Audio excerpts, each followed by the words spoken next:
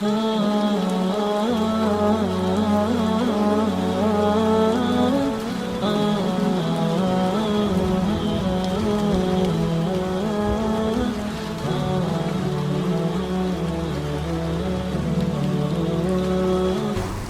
جس کتاب کا تعارف آپ کی خدمت میں پیش کریں گے وہ کتاب ہے شیخ مفید کی۔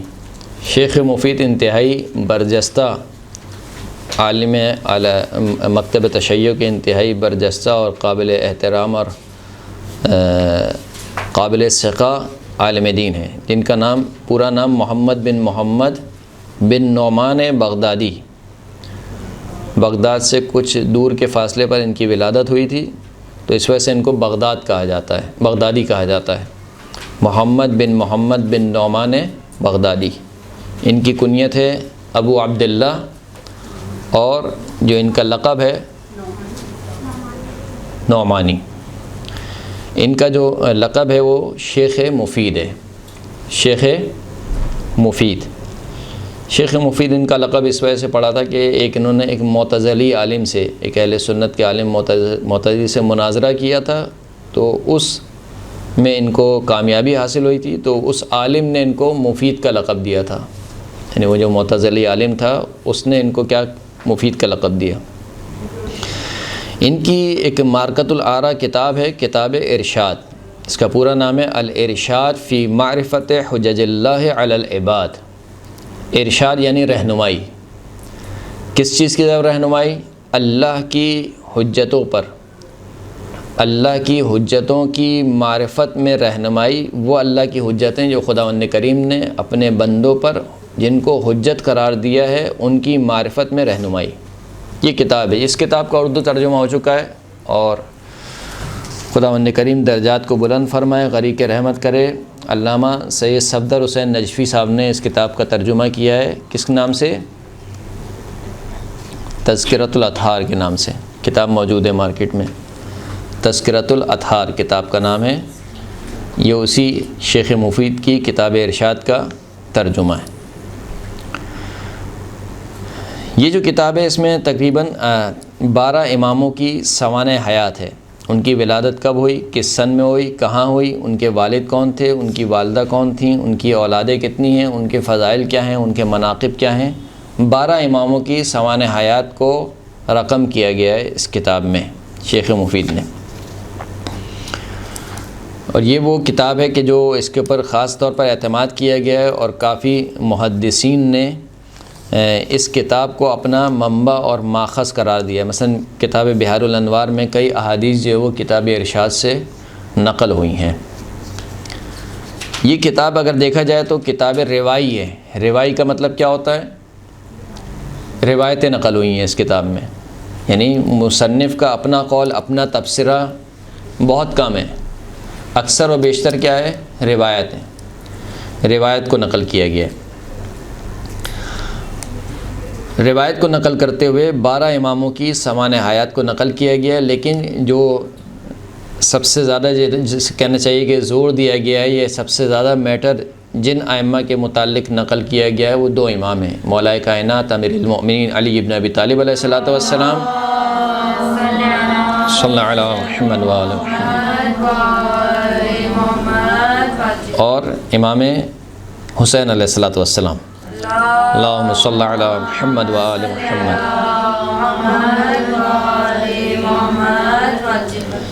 یعنی کتاب کے سمجھے 3 حصے ان 2 اماموں سے مختص ہیں، اور باقی جو ایک حصہ بچتا ہے، 1/4 وہ باقی تمام ائمہ کے متعلق روایتوں کو جمع کیا گیا ہے۔ اگرچہ کہ یہ کتاب سوانح حیات میں لکھی گئی ہے ائمہ اطہار کی، لیکن ایسا نہیں ہے کہ فقط سوانح حیات ہے، بلکہ ائمہ کے فضائل، ائمہ کے خطبے، اور اسی طریقے سے ان کی زیارت کی فضیلت، ائمہ کی کرامات، یہ سب جو ہے وہ اس میں نقل کی گئی ہیں۔ یعنی یہ کتاب خاص طور پہ آپ لوگوں کے لیے، ان لوگوں کے لیے زیادہ مفید ہے کہ جو مجالس پڑھتی ہیں آپ میں سے، کیونکہ ترجمہ بھی ہو چکا ہے کتاب تذکرۃ الاطہار کے نام سے۔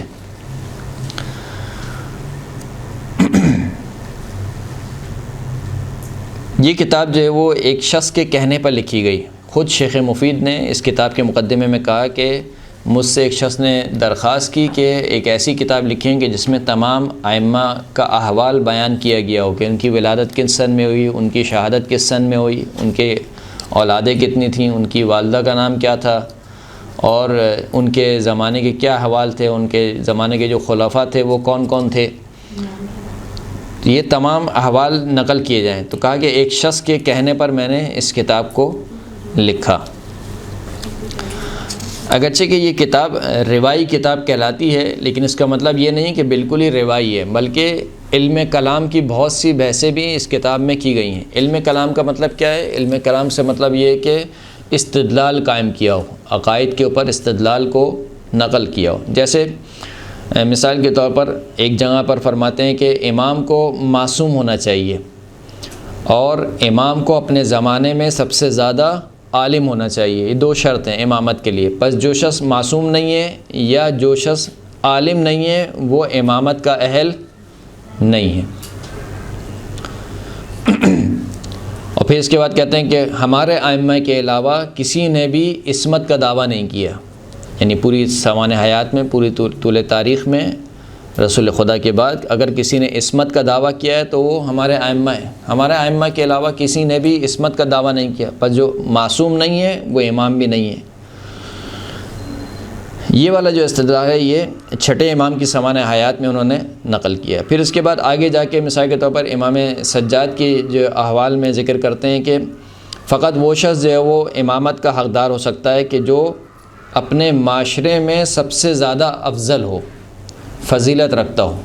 قرآن مجید کی آیت بھی ہے وَكُلًّا فَضَّلْنَا عَلَى الْعَالَمِينَ۔ حضرت ابراہیم کی نسل سے جب انبیاء کا تذکرہ کیا خداوند کریم نے، وَمِن ذُرِّيَّتِهِ داؤد وسلیمان وایوب ویوسف وموسیٰ وہارون وکذالک نجزی المحسنین وزکریا ویحییٰ وعیسیٰ والیاس کل من الصالحین۔ پھر اس کے بعد ان تمام انبیاء کے بعد کہا کہ کلًا فضلنا علی العالمین، ان میں سے ہم نے ہر ایک کو عالمین پر فضیلت بخشی، یعنی جو حجت خدا ہوتی ہے وہ اپنے زمانے میں سب سے زیادہ کیا ہونا چاہیے؟ با فضیلت ہونا چاہیے۔ یہ استدلال جو ہے وہ چوتھے امام کی سوانح حیات میں کا ذکر کرتے ہوئے یہ پیش کیا۔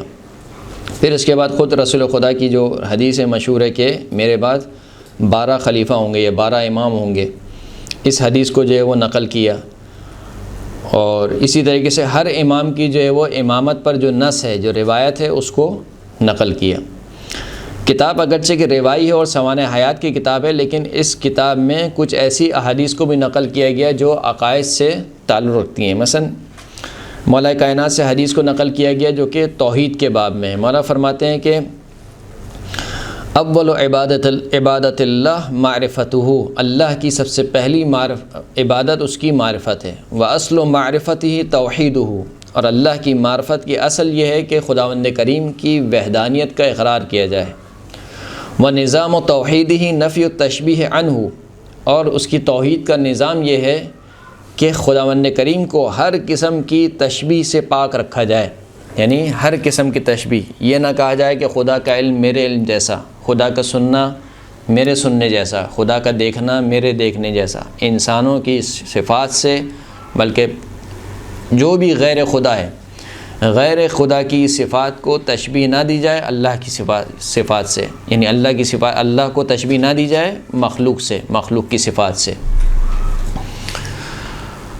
جل عن تحلہ الصفات لشہادت العقول ان کل من حلته الصفات مصنوع وشہادت العقول انہ جل جلالہ صانع لیس بمصنوع۔ فرماتے ہیں کہ خداوند کریم اس سے کہیں جلیل القدر ہے کہ صفات اس میں حلول کر جائیں۔ آپ جب صفات ثبوتیہ اور صفات سلبیہ آپ پڑھتے ہیں تو اس میں آپ ایک چیز کیا پڑھتے ہیں؟ صفات زائد بر ذات نہیں، صفات زائد بر ذات نہیں۔ خدا کی کچھ صفات ہیں جو کہ صفات ذاتی کہلاتی ہیں۔ صفات ذاتی کا مطلب مثلا علم مثال کے طور پر، قدرت مثال کے طور پر، یہ کیا ہیں؟ صفات ذاتی۔ صفات ذاتی کا مطلب کیا ہے؟ ایسا نہیں کہ نعوذ باللہ خدا کسی زمانے میں جاہل تھا پھر عالم بن گیا، بلکہ جب سے خداوند کریم ہے اسی وقت سے عالم ہے، یعنی علم اس کی ذات کا حصہ ہے۔ اسی طریقے سے ایسا نہیں کہ خدا کسی زمانے میں کمزور تھا پھر اس کو قدرت مل گئی، ایسا نہیں ہے، بلکہ جب سے ہے وہ جب سے قادر ہے، یعنی قدرت اس کی ذات کا حصہ ہے۔ ایسا نہیں ہے کہ اس کی ذات ایک الگ ہے اور اس کی قدرت ایک الگ ہے۔ مثلا ہم سب میں کیا ہے، ہم سب جاہل پیدا ہوئے ہیں۔ واللہ اخرجکم من بطون امہاتکم لا تعلمون شیئا، اللہ وہ ہے کہ جس نے تمہیں تمہاری ماؤں کے شکم سے نکالا، کس حال میں؟ ذرہ برابر بھی علم نہیں رکھتے تھے، سب کے سب جاہل تھے۔ تو ہم جاہل تھے، ہماری ذات کا علم حصہ نہیں تھا، پھر بعد میں ہم عالم ہوئے جب کچھ پڑھ لکھ لیا۔ لیکن نعوذ باللہ خدا ایسا نہیں ہے، اس کی جتنی بھی صفات ہیں یعنی صفات ذاتیاں جو ہیں وہ اس کی ذات کا حصہ ہیں، زائد بر صفات نہیں ہیں۔ تو فرماتے ہیں کہ جل ان تحلہ الصفات، خداوند کریم اس سے کہیں جلیل القدر ہے کہ اس کے اندر صفات حلول کر جائیں۔ کیوں؟ لشہادت العقول ان کل من حلت الصفات مصنوع، کہ تمام کی تمام عقل یہ شہادت دیتی ہیں، گواہی دیتی ہیں کہ جس کے اندر بھی صفات حلول کرتی ہوں وہ مخلوق ہے، وہ خالق نہیں ہو سکتا۔ یعنی ہم مثال کے طور پر بعد میں عالم بنے ہیں، ہم بعد میں قدرت آئی ہے، ہم پہلے کمزور تھے، ناتوان تھے، بعد میں قادر ہوئے ہیں۔ اس کا مطلب ہے کہ جس میں بھی صفات حلول کرتی ہیں وہ کیا ہوتا ہے؟ مخلوق ہوتا ہے۔ خداوند کریم کیا ہے؟ مخلوق نہیں ہے بلکہ خالق ہے۔ یہ اس طریقے کی توحید کے باب میں ایک روایت ہے۔ اسی طریقے سے ایک روایت امام جعفر صادق علیہ الصلوۃ والسلام سے نقل کی،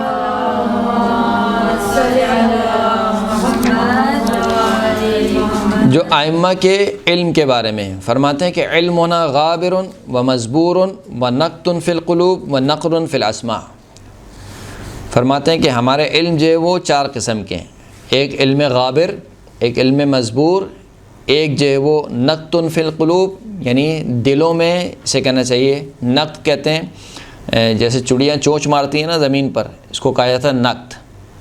یعنی ہمارے جو علوم ہیں ان کی چار قسمیں ہیں، غابر، مزبور، نقط اور نقر فی الاسماء، اسماء میں نقر۔ ابھی کیا ہوتے ہیں خود امام بیان فرما رہے ہیں۔ وَإِنَّ عِنْدَنَا الْجَفَرَ الْأَحْمَرَ، ہمارے پاس ہی کیا ہے؟ سرخ جفر کا علم ہمارے پاس ہے۔ وَالْجَفَرَ الْأَبْيَض، سفید جفر کا علم بھی ہمارے پاس ہے۔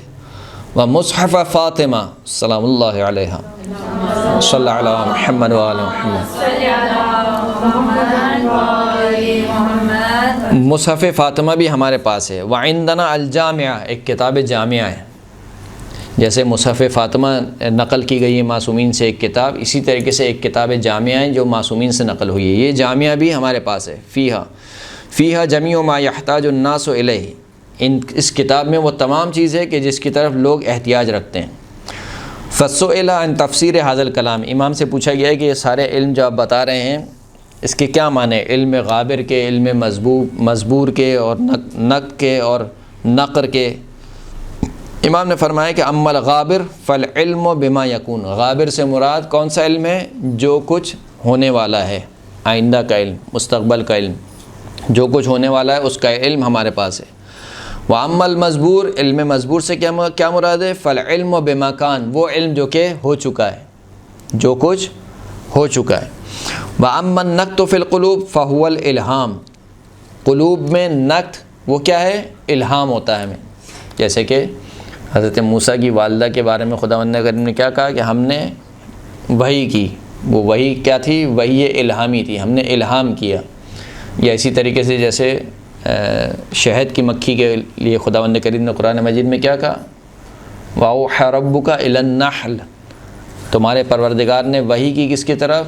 شہد کی مکھی کی طرف، ان اتخذ البیوت، کہ وہ اپنے گھر بنائیں، کہاں پر؟ جنگلوں پر، یا لوگوں کے جو گھروں کی بلند و بالا چھتیں ہوتی ہیں وہاں پر جو وہ اپنے گھر کو بنائیں۔ تو یہ جو وحی ہے یہ کیا ہے؟ الہام ہے۔ کہا کہ نقط فی القلب سے مراد کیا ہے؟ کہ ہمیں الہام ہوتا ہے۔ والنقر فی الاسماء، سماعت پر ایک طریقے سے نقر ہونا یعنی چوٹ لگنا سماعت پر، اس سے مراد کیا ہے؟ حدیث الملائکۃ نسمع کلامہم، یہ ملائکہ کا کلام ہے کہ ان کے کلام کو ہم سنتے ہیں۔ ولا نرى اشخاصہم، لیکن ملائکہ کو ہم دیکھتے نہیں ہیں۔ رسول کیا تھے؟ رسول نہ صرف کلام سنتے تھے بلکہ فرشتے کو دیکھتے بھی تھے، جناب جبرائیل کو دیکھتے تھے۔ ائمہ اطہار ان کے پاس کلام ہوتا ہے، فرشتوں سے باتیں کرتے ہیں، لیکن فرشتوں کو دیکھتے نہیں ہیں۔ وَأَمَّا الْجَفْرُ الْأَحْمَرُ، سرخ جفر کیا ہے؟ فَوِعَاءٌ فِيهِ سِلَاحُ رسول اللہ صلی اللہ علیہ وآلہ وسلم، صلی اللہ علیہ محمد وآلہ۔ جفر احمد ایک ظرف ہے، ایک مرتبان ہے، ایک برتن ہے کہ جس کے اندر رسول اللہ کا اسلحہ ہے۔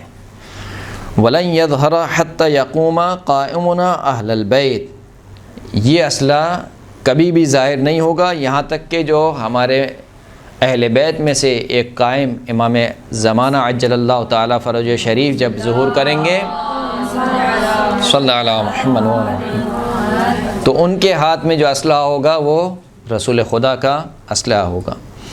وَأَمَّا الْجَفَرُ الْأَبْيَضُ، جو جفر ابیض ہے وہ کیا ہے؟ فَوِعَاءٌ فِيهِ تَوْرَاتُ مُوسَى وَإِنجِيلُ عِيسَى وَزَبُورُ داود وَكُتُبُ اللَّهِ الْأُولَى، جو جفر ابیض ہے، سفید جفر، اس سے مراد بھی ایک برتن ہے، ایک مرتبان ہے کہ جس کے اندر کیا ہے؟ حضرت موسیٰ کی تورات ہے، حضرت عیسیٰ کی انجیل ہے، اور حضرت داؤد کی زبور ہے، اور جتنے بھی صحیفے نازل کیے گئے ہیں خداوند کریم کی جانب سے وہ تمام کے تمام اس کے اندر موجود ہیں، وہ سب ہمارے پاس ہیں۔ وَأَمَّا مصحف فاطمہ سلام اللہ علیہ، مصحف فاطمہ کیا ہے؟ فَفِيهِ مَا يَكُونُ مِنْ حَادِثٍ وَأَسْمَاءُ كُلِّ مَنْ يَمْلِكُ إِلَىٰ أَنْ تَقُومَ السَّاعَةُ، اس کے اندر ہر وہ کام جو ہونے والا ہے قیامت تک اس روئے زمین کے اوپر، جتنے بھی حادثات اور واقعات رونما ہونے والے ہیں، یہ تمام چیزیں اس صحیفے میں لکھی ہوئی ہیں، مصحف فاطمہ میں لکھی ہوئی ہیں، اور جتنے بھی بادشاہ اس روئے زمین پر حکومت کریں گے ان سب کے نام اس مصحف فاطمہ میں لکھے ہوئے ہیں۔ وَأَمَّا الْجَامِعَةُ، جامعہ کیا ہے؟ فَهِيَ کتاب، یہ ایک کتاب ہے، طولہ 70 ذراع، اس کی جو طوالت ہے 70 ذراع کے برابر ہے۔ دیکھیں پہلے کے دور میں یہ ایسے کاغذ نہیں ہوتے تھے لکھنے کے لیے، پہلے کے دور میں کس پہ لکھا جاتا تھا؟ چمڑے کے اوپر، کھال کے اوپر، کھال کو سکھایا جاتا تھا، پھر اس کے اوپر لکھا جاتا تھا، تو اونٹ کی کھال یا دمبے کی کھال اس کے اوپر لکھا جاتا تھا، تو وہ اونٹ کی کھال کے جس کی طوالت کتنی ہے؟ یہ 1 ذراع ہے، یہاں سے لے کر یہاں تک 1 ذراع ہے، 70 ذراع کے برابر، 70 ذراع کے برابر ایک دیوان ہے، ایک کتاب ہے۔ اس میں کیا ہے؟ املاء رسول اللہ من فلق فیہ، اس میں کون سا علم ہے؟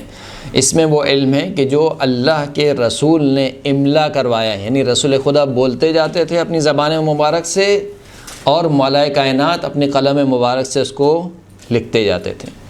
وخط علی ابن ابی طالب بیدہ فیہ واللہ جمیع ما یحتاج الناس الیہ الی یوم القیامہ، تمام وہ چیزیں ہیں اس کے اندر کہ جس کے لیے لوگ محتاج ہوں گے قیامت تک۔ حتی ان فیہ عرش الخدش والجلدہ و نصف الجلدہ، فرماتے ہیں کہ حتیٰ کہ اس میں یہ بھی موجود ہے کہ اگر کسی نے کسی شخص کو خراش لگائی ہو، ایک خراش لگا دی ہو، تو اس کی قیمت کیا بنتی ہے، اس کی دیت کیا بنتی ہے، کہ یہ بھی اس کے اندر موجود ہے۔ اگر کسی نے کوڑا مارا ہو، آدھا کوڑا بھی کسی نے کسی کو مارا ہو، تو اس کی دیت کیا بنتی ہے، یہ تمام کا تمام علم اس کتاب میں، کتاب جامعہ میں موجود ہے۔ وصلی اللہ علی محمد وعلی آلہ الطیبین الطاہرین۔